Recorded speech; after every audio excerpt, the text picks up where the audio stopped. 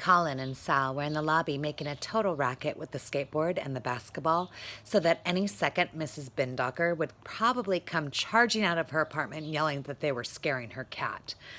"Hey," Colin said when he saw me, "I thought you lived in this building. Want to skate a little?" He picked up his skateboard and held it out to me. I glanced at Sal, who was concentrating on his basketball like the whole concept of bouncing had just been invented and was really very amazing and deserving of attention. He had developed a way of waving at me without making eye contact. It was kind of like a no-look pass. "No thanks," I said. "I have to go." But Colin is Colin. If he can read a vibe, he never lets on. "Can I see your place?" he said. "We're shooting baskets in the back. Have you been back there? It's cool. You want to come hang out?" I told Colin that my mother was sick upstairs and that I was just rushing home from the store. "You got her chocolate milk?" he asked, pointing at the bottle in my hand.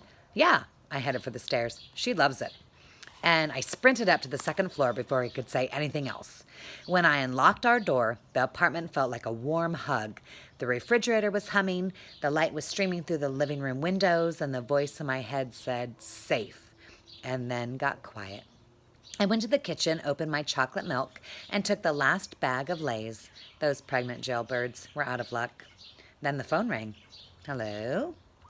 Have I reached the Sinclair residence? May I please speak with Miranda?" I rolled my eyes. "Hi, Julia," I said. "It's me." That first time, we only talked for 5 minutes. Julia said her mom had a recipe for a flourless cake we could make for Anne Marie's birthday. Without knowing whether I really wanted to, I agreed to go over and make a practice cake with her after school the next day. It was dark outside when there was a tap at the door. I sat up on the couch. A tap on the door was a strange thing.